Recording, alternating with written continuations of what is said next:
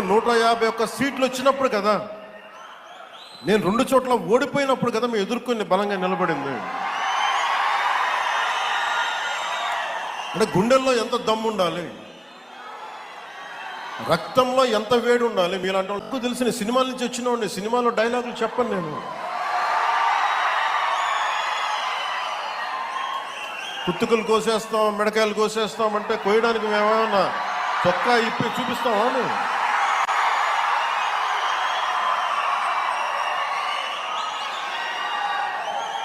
నేను సినిమాలో డైలాగులు చెప్పడానికి కూడా ఇబ్బంది పడతాం. సింహం గడ్డంగి తీసుకుంది, మేము గడ్డంగి తీసుకోలేదు.